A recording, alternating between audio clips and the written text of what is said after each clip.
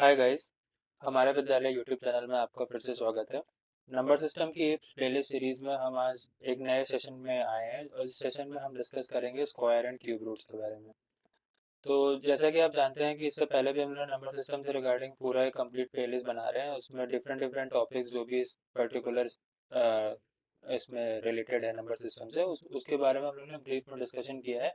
और ध्यान रहे ये हमारा जो प्लेलिस्ट है ये बेसिकली उन एस्पिरेंट्स के लिए है जो कि बैंक, एसएससी, कैंपस प्लेसमेंट और अदर एप्टीट्यूड जैसे कि आपका कोई भी तरीके का एग्जाम हो जिसमें कि एप्टीट्यूड से रिलेटेड क्वेश्चन आते हैं, उनके लिए बेसिकली फोकस्ड है।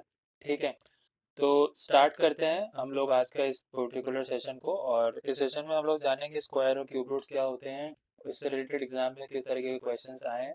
तो सबसे पहले शुरू करने से पहले एक बेसिक ब्रीफ ले लेते हैं स्क्वायर और क्यूब रूट्स के बारे में। ठीक है, तो सबसे पहले जानते हैं बेटा स्क्वायर रूट्स क्या होता है। तो स्क्वायर रूट्स क्या होता है, बहुत ही सिंपल सी चीज़ है, पहले भी पढ़ा होगा, एक बार मैं फिर से याद दिला देता हूँ। If P square is equal to Q then the Q square root of Q is P and we write it as under root of Q is equal to P. ध्यान से समझना क्या बोला हूँ मैं इसमें। यहाँ पे मैंने लिखा है, अगर एक सेकेंड, यहाँ पे मैंने लिखा है कि अगर मान लो square root of two, sorry square root नहीं, स्क्वायर ऑफ टू अगर फोर है तो इसका मतलब क्या हो गया, फोर जो होगा हमारा वो क्या होगा, स्क्वायर कहलाएगा। और जो फोर का अंडर रूट होगा जो कि होगा टू, ये क्या कहलाएगा, स्क्वायर रूट कहलाएगा। ठीक है, तो उसी को जिसने जनरलाइज फॉर्म में लिख दिया है, बस और कुछ नहीं किया है। जनरलाइज फॉर्म में लिखने का मतलब क्या हो गया कि यहाँ पे जो भी मैंने फोर लिखा है वो फोर का अंडर रूट अगर हम करेंगे तो टू आएगा, वो उसका स्क्वायर रूट होगा। और टू का अगर स्क्वायर करेंगे तो वो फोर हो जाएगा। ठीक है, similarly goes with cube root also. तो क्यूब रूट यहाँ पे क्या है, टू का क्यूब कितना होता है, एट होता है। तो ये क्या हो जाएगा, इसका क्यूब हो जाएगा। और अंडर रूट ऑफ एट जो होता है टू, ये क्या हो जाएगा, इसका क्यूब रूट हो जाएगा। ठीक है, स्क्वायर स्क्वायर रूट का मतलब समझ में आ गया। और जनरली क्या होता है, कभी भी दो नंबर्स को आपस में जो कि सेम है उसको आपस में मल्टीप्लाई कर देते हैं तो उससे क्या होता है, हमारा स्क्वायर बनता है। क्या बनता है, स्क्वायर बनता है। और कभी भी जो तीन नंबर आपस में सेम है उसको आपस में मल्टीप्लाई कर देंगे तो उससे क्या बनता है, हमारा क्यूब बनता है। ठीक है, बस इतनी सी बात है स्क्वायर स्क्वायर रूट और क्यूब क्यूब रूट के बारे में। ठीक है, इस बात को ध्यान से समझ लेना, यही चीज मैंने यहाँ पे भी लिखा है। If P cube is equal to Q then cube root of Q is E P, cube root of P, Q is P and we write under root of cube, Q is equal to P. तो under root of Q यानी कि cube root इसका हो जाएगा, उसके आगे हम लोग थ्री लिखते हैं और उसको हम लोग लिख देंगे पी। ठीक है, समझ में आ गई बात। तो बस इतनी सी बात है।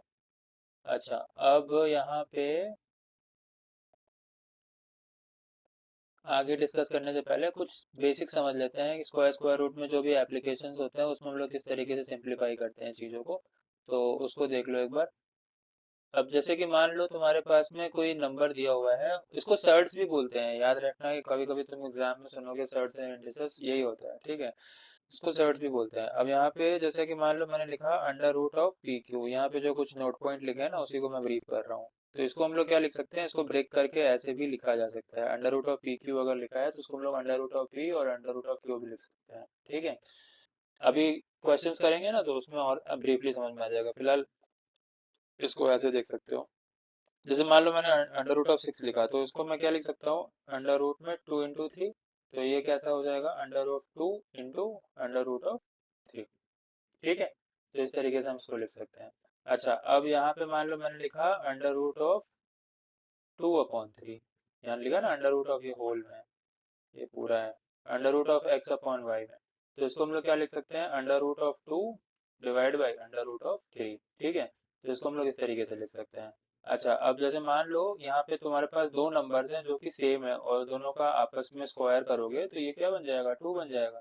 सिमिलरली यहाँ पे अगर अंडर रूट ऑफ थ्री है और इसको आपस में ऐसे मल्टीप्लाई करोगे तो ये यहाँ पे क्या बन जाएगा, थ्री बन जाएगा। तो ये सारी चीज़ों को थोड़ा सा ध्यान रखना है। सिमिलरली यहाँ पे इस तरीके से हम लोग लिख सकते हैं, जैसे कि यहाँ पे लिखा है ना, कोई और एग्जांपल उठा के देख लो, अंडर रूट ऑफ सिक्स ले लो, यहाँ पे अंडर रूट ऑफ सिक्स ले लो, तो ये इसका हो जाएगा सिक्स। क्यों, क्योंकि ये हमारा क्या है, स्क्वायर रूट है ना।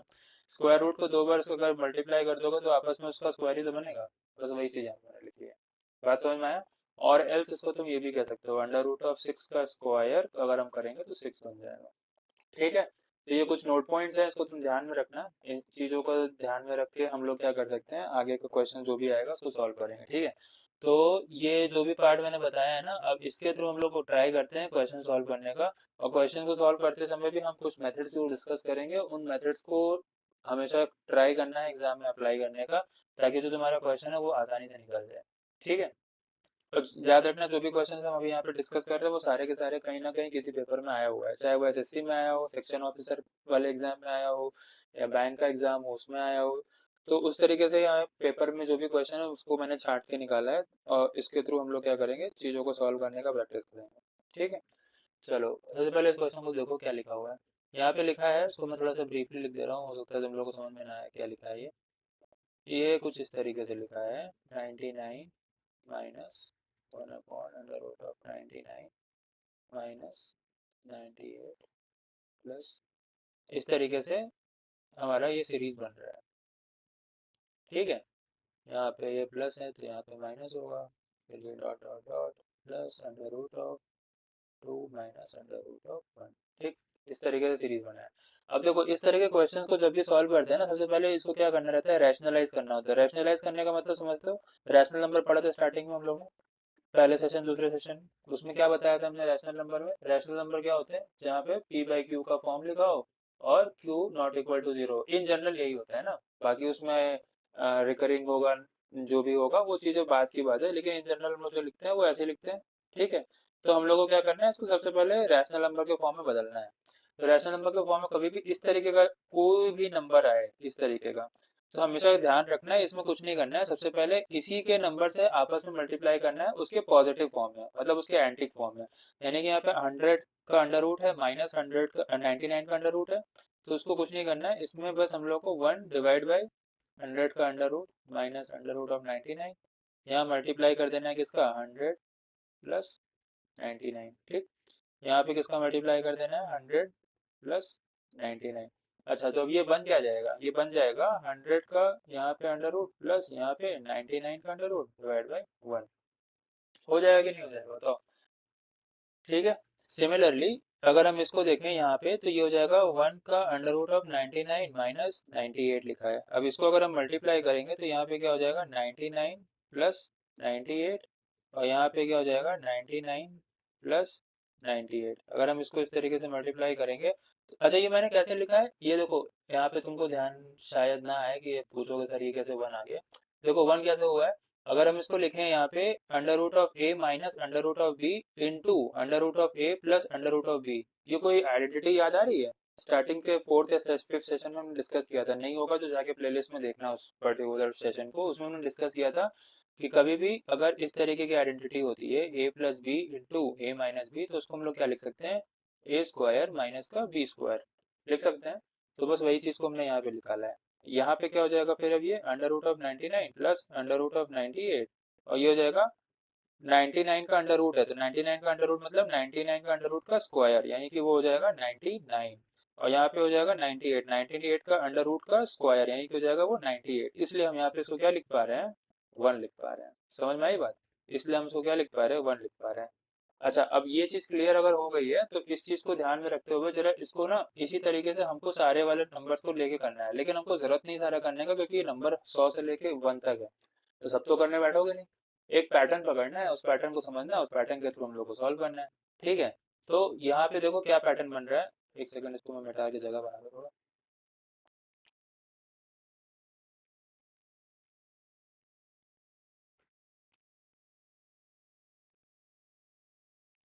हम्म देखो अब यहाँ पे हमारे पास में देखना है हमको कि यहाँ पे पैटर्न क्या बन रहा है। अब जैसे मैंने यहाँ पे लिखा अंडर रूट ऑफ 100 का प्लस में 99, नीचे तो 1 बन ही रहा है, ठीक है। इसी तरीके से नीचे भी यहाँ पे क्या हो जाएगा, प्लस का अंडर रूट ऑफ 98, नीचे यहाँ पे 1 बन रहा है, ठीक है।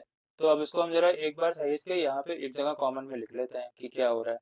तो अगर हम इसको ध्यान से देखें तो यहाँ पे हम लोगों ने क्या लिखा, 100 का यहाँ पे प्लस में और यहाँ पे 99, ठीक, माइनस, और यहाँ पे क्या लिख सकते हैं, अंडर रूट ऑफ 99 प्लस 98, ठीक है। फिर यहाँ पे क्या लिख सकते हैं, प्लस में 98, और यहाँ पे जब हम प्लस करेंगे तो यहाँ क्या हो जाएगा, 97 हो जाएगा। फिर अगला क्या है, माइनस है, तो यहाँ पे हो जाएगा अंडर रूट। अब देखो यहाँ पे ध्यान से चीज देखना, यहाँ पे जब हम नंबर को बना रहे हैं इस तरीके से, हर एक जगह पे तुम्हारा प्लस माइनस है। देखो यहाँ पे माइनस है, यहाँ प्लस है, यहाँ माइनस है, फिर अगला क्या हो जाएगा, प्लस हो जाएगा।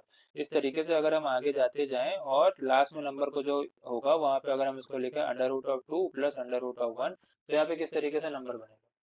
ठीक है, बस इसी चीज को समझना, क्योंकि नीचे का डिनोमिनेटर तो 1 हो चुका है, उसके लिए तो अब कोई दिक्कत ही नहीं है। सब जगह इस तरीके से हम रैशनलाइज करना शुरू करेंगे तो वहां पे नीचे क्या हो जाएगा, 1 हो जाएगा ना।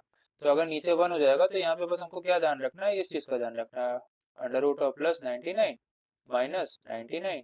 अब इसको खोलोगे तो यहाँ पे माइनस का 98 हो जाएगा, प्लस 98 प्लस 97।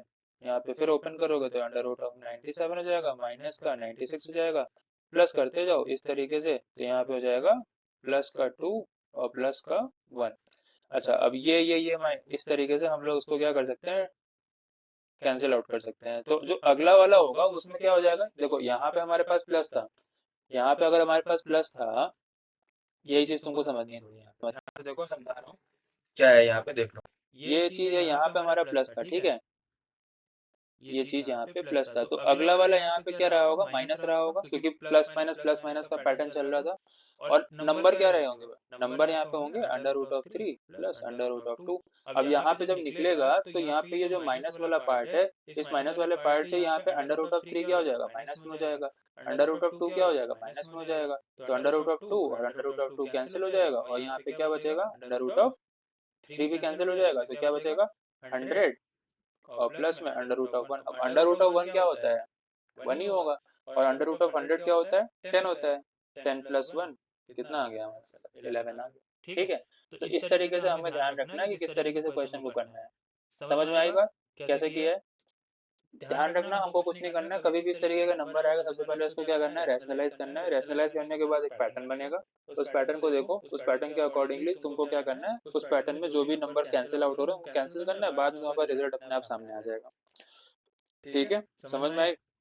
इस तरीके के पैटर्न के क्वेश्चन को ध्यान से देखना, ये आया हुआ क्वेश्चन है, सेक्शन ऑफिसर 2011 के पेपर में आया हुआ था ये क्वेश्चन। ठीक है, तो ट्राई करना एक बार सॉल्व करने का घर पे फिर से इसको, जब ये सेशन खत्म हो जाएगा उसके बाद तुमको जब एक बार फिर से सब सॉल्व करोगे ना इसको, तो तुमको थोड़ा सा और कॉन्फिडेंस मिलेगा। नहीं आता है समझ में इन केस तो कमेंट सेक्शन में डालना, इस पर जरूर फिर से एक सेशन लाएंगे और उसको डिस्कस कर लेंगे। ठीक है, कोई डाउट सेशन जब भी होगा तो। चलो अगला देखते हैं।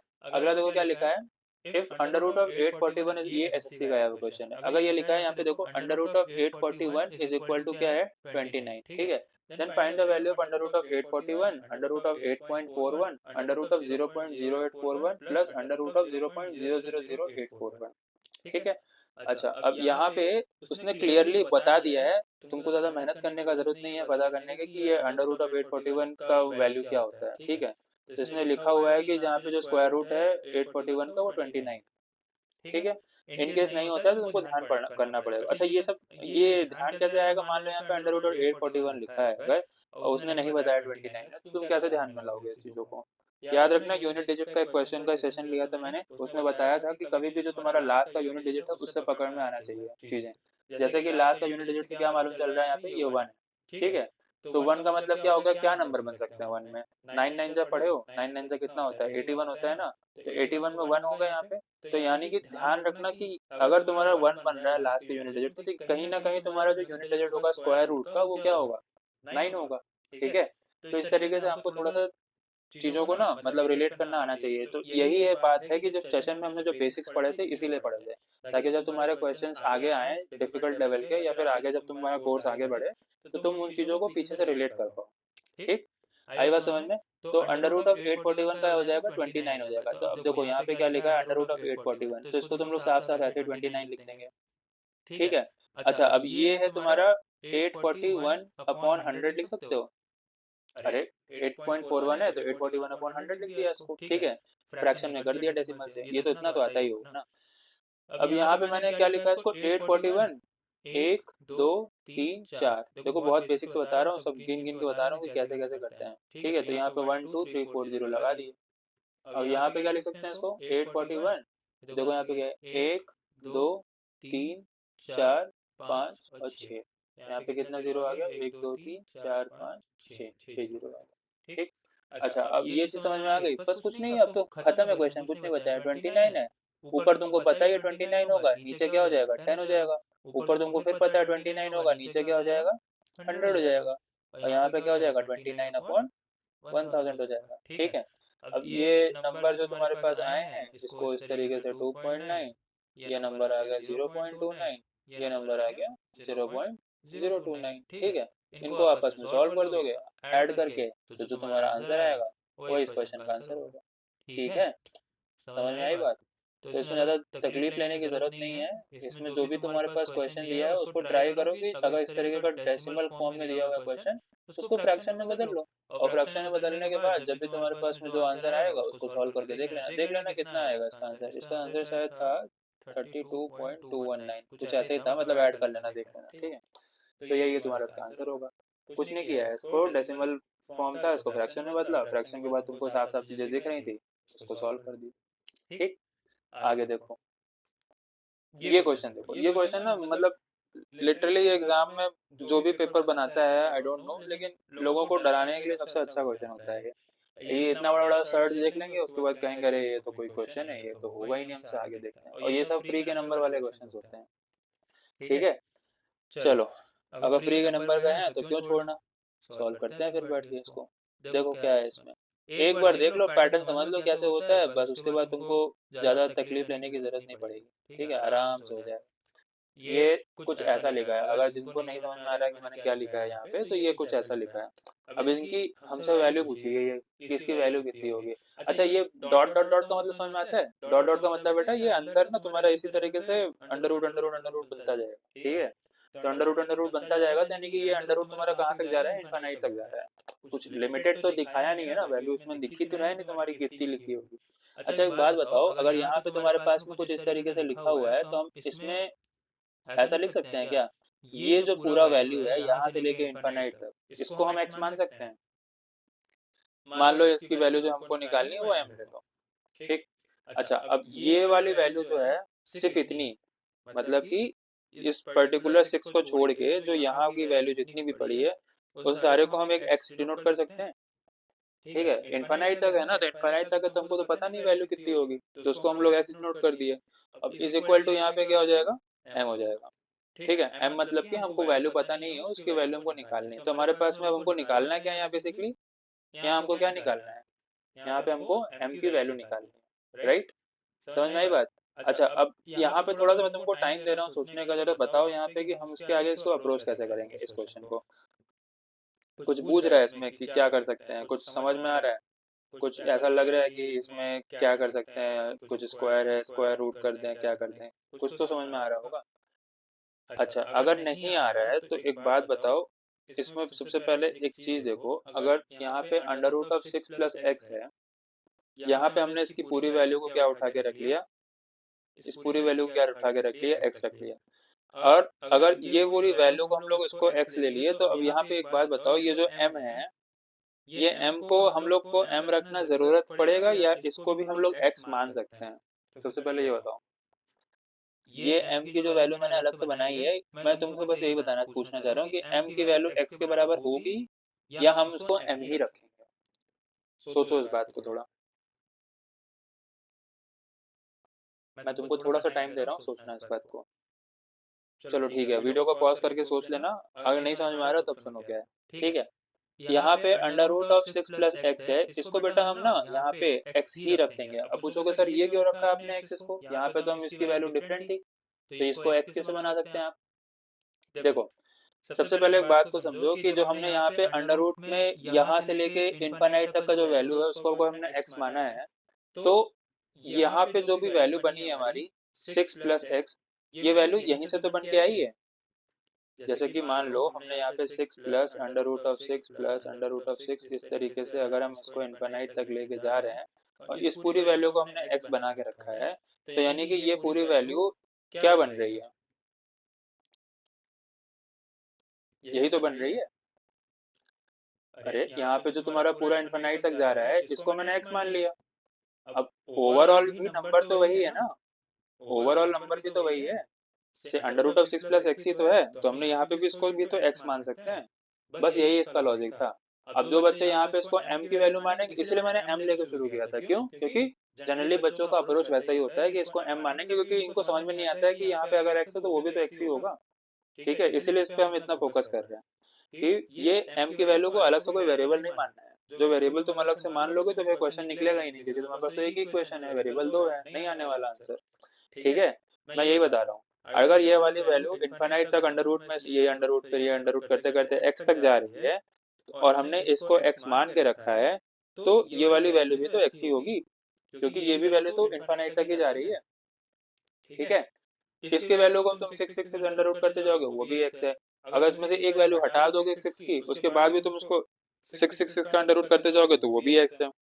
जो कि दोनों बात सही है, क्योंकि अगर उसमें से इनफाइनाइट नंबर्स हैं अंडर रूट में सिक्स के, उसमें से एक तुमने हटा भी दिया तो क्या ही फर्क पड़ता है, इनफाइनाइट वैल्यू है ना। कल को कोई लिमिटेड वैल्यू होती तब तुम शायद उसको ऐसे नहीं करते, लेकिन ये इनफाइनाइट तक जा रही है। मान लो टू का तुम्हारा पावर इनफाइनाइट है, उसमें से एक टू तुमने हटा भी दिया और उसको तुम एक्स मान के चल लो, तो तुम उसको एक्स मान सकते हो।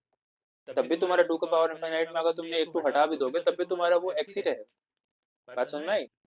एक बार और एग्जांपल देख लो, जैसे मान लो टू की पावर में, टू की पावर नहीं, टू प्लस प्लस प्लस ऐसा कर रहे हैं इनफाइनाइट तक, इसको हमने एक्स माना।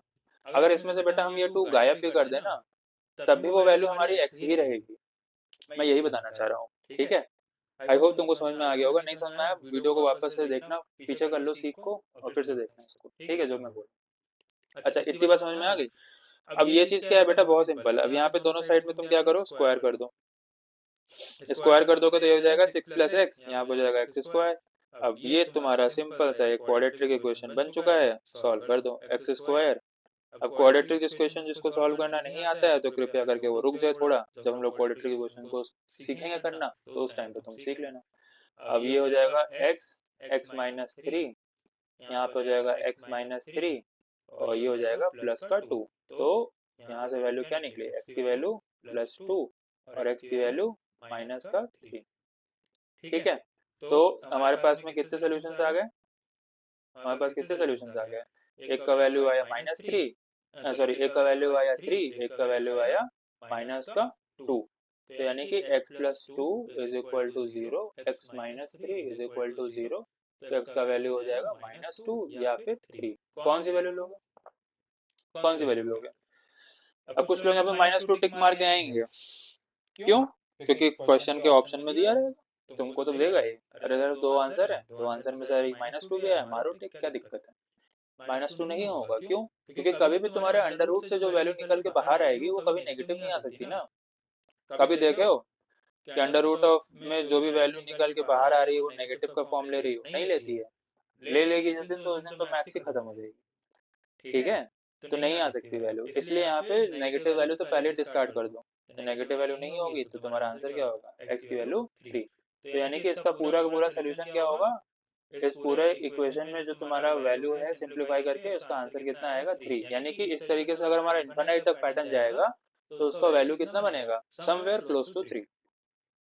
बात समझ में आई? आसान है क्वेश्चन, आसानी है। ये मत सोचना अंदर से कि नहीं डिफिकल्ट है, ये तो लॉजिक है थोड़ा सा लगाने वाला, और कुछ नहीं है। यही चीज है मानने वाला, कि तुम इसको दो वेरिएबल मान रहे हो कि एक वेरिएबल मान रहे हो। दो वेरिएबल मान लिए तो क्वेश्चन कठिन है, नहीं समझ में आएगा, होगा ही नहीं।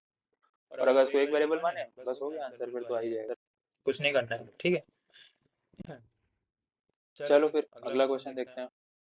अगला क्वेश्चन तो और सिंपल है, इसमें आइडेंटिटी का यूज करना है। देखो कैसे करते हैं, सिंपल है। देखो मैंने इसलिए इसमें थ्योरी ज्यादा बताई नहीं है, थ्योरी कुछ है ही नहीं बताने के लिए, बताऊंगा क्या इसमें। तुम्हारे पास जितने मैंने आइडेंटिटीज पढ़ाए थे, जो भी तुमको सिंप्लीफिकेशन के रूल बताए थे, डेसिमल को फ्रैक्शन में बदलना आता ही है, उसी तरीके से हमको क्वेश्चन को सॉल्व करना है। ठीक है, दो तीन तुमको हम यहाँ पे बता ही दिए हैं ऑपरेशंस कैसे करते हैं।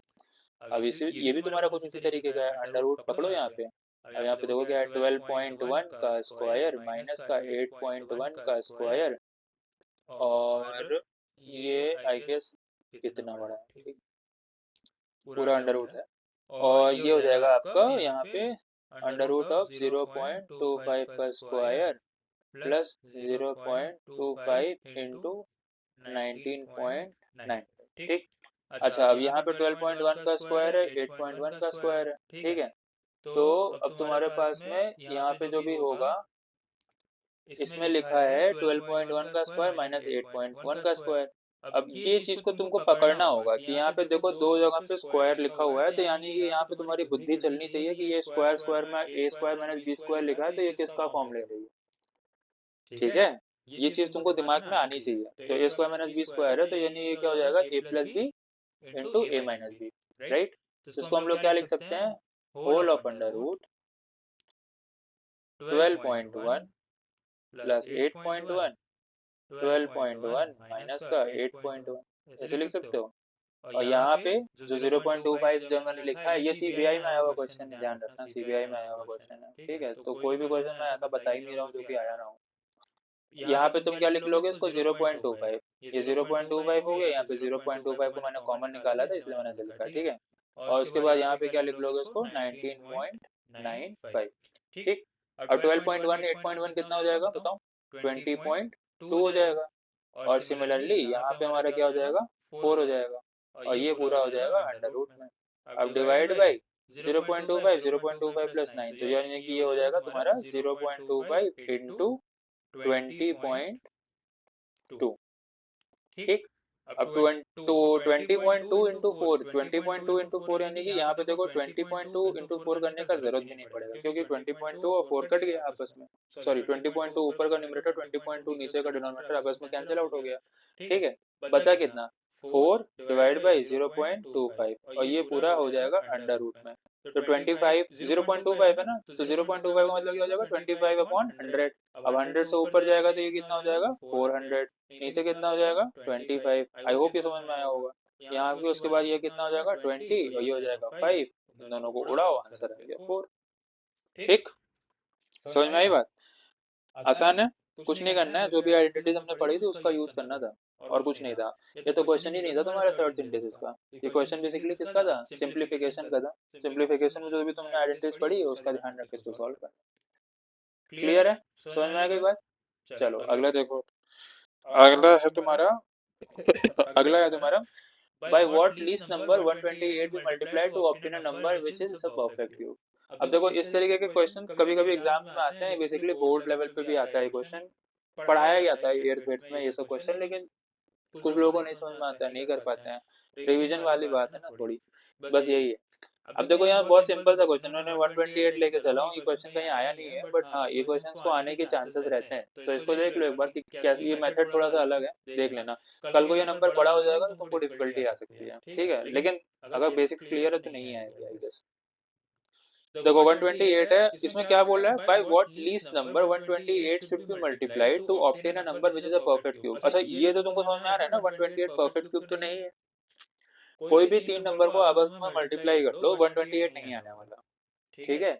आपस में सेम नंबर को तीन बार मल्टीप्लाई कर लो 128 नहीं है। परफेक्ट क्यूब मतलब समझ में आ गया था आई गेस, मैंने तुमको बताया था पहले, जैसे 8 है, 8 को मल्टीप्लाई करो तीन बार तो 512 बनता है, ठीक है। यानी कि 512 is the perfect cube of 8, and 8 is the cube root of 512। इतनी बात समझ में आती है, ठीक है। तो 128 है, अब 128 क्या है क्या नहीं है उसका तुम पोस्टमार्टम कर लो पहले। पोस्टमार्टम कैसे करते हैं, प्राइम फैक्टराइजेशन करके, देख लो। इसको प्राइम फैक्टराइज करो, यहाँ पे 2 लिखा तो 2 6 जा 12, 2 4 जा 8, यहाँ पे 2 लिखा 32, फिर करो इसको 16, फिर 8, फिर 4, फिर 2, फिर 1, ठीक। अच्छा अब यहाँ पे 128 को कितनी बार 2 से मल्टीप्लाई कर रहे हो कि तुम्हारा 128 बन रहा है, 7 टाइम्स। अब इसी को तुमको ध्यान से देखना है कि मैं यहाँ पे क्या बोल रहा हूँ, देखो ध्यान से। सबसे पहले उसने क्या बोला है, परफेक्ट क्यूब चाहिए उसको।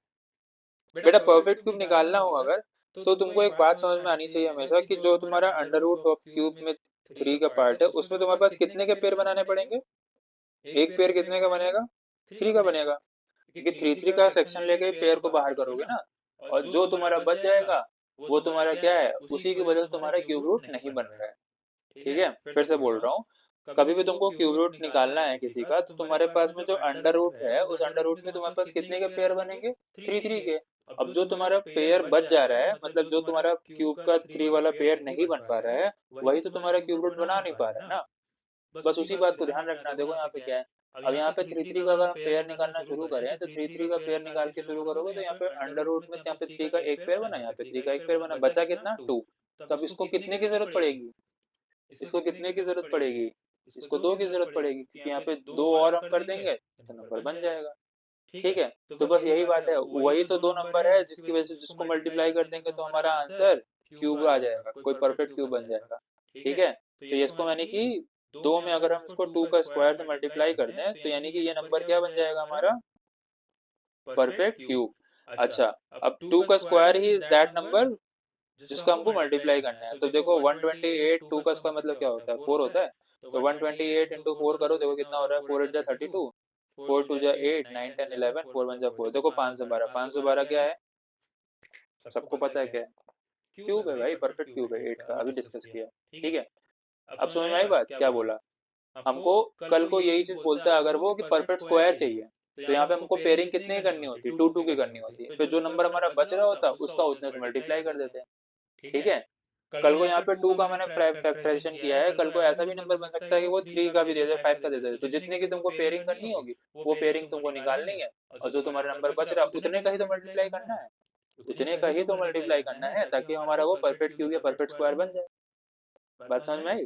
ठीक है, तो बस इसी तरीके से हमको उसमें परफेक्ट क्यूब परफेक्ट स्क्वायर निकालना है। आई होप ये तुमको सेशन समझ में आया होगा। जो भी तुमको डाउट है, मैंने सारे क्वेश्चन ऐसे डिस्कस किए हैं जो एग्जाम्स में आए हुए हैं, बहुत फेमस क्वेश्चंस हैं, आते हैं एग्जाम्स में। ठीक है, और भी प्रैक्टिस शीट हम लोग जब देंगे इसमें तो और प्रैक्टिस आप कर सकते हो, लेकिन ये जो भी क्वेश्चन है इसको आपको फिर से एक बार सेशन खत्म होने के बाद देखना है। सबसे पहले तो ये वाला क्वेश्चन, ठीक है, और फिर ये वाले क्वेश्चंस हो गए, तो ये सारे क्वेश्चंस को एक बार देखो, समझो क्या चीज मैंने बताई है, किस तरीके से लॉजिक्स को अप्लाई किया है। Search synthesis is like a number gaining part. ठीक है, यहाँ पे तुमको नंबर्स को छोड़ना नहीं है।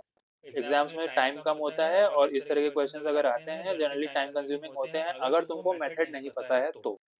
मेथड पता है सॉल्व करने का, तरीके पता है, ट्रिक्स पता है, बेसिक्स क्लियर है, नहीं टाइम लगेगा। ठीक है, तो ध्यान रखना इन चीजों को। आगे आने वाले सेशंस में हम अब जो नया पर्टिकुलर प्लेलिस्ट शुरू करने जा रहे हैं वो अर्थमेटिक की शुरू करेंगे। ठीक है, तो अर्थमेटिक में हम लोग पढ़ेंगे सारी चीजें स्टार्टिंग से, एवरेजेस क्या होते हैं, फिर उसके बाद हमारा परसेंटेजेस क्या होता है, SICI क्या होता है, प्रॉफिट लॉस क्या होता है, ये सारी चीजें। ठीक है, तो बने रहो हमारे साथ में। जो भी चीजें डाउट आ रही है कमेंट सेक्शन में डालो, ताकि हम लोग और उसको रिफाइन करने का ट्राई करें। अपने दोस्तों के साथ जो इस तरीके के एग्जाम्स को प्रिपेयर कर रहे हैं उनको शेयर करो, फॉरवर्ड करो इस पर्टिकुलर सेशन को, ताकि हमें भी थोड़ा सा मोटिवेशन मिले इस तरीके के सेशन को और जल्दी जल्दी लाने के लिए। ठीक है, चलो तब तक के लिए बाय बाय।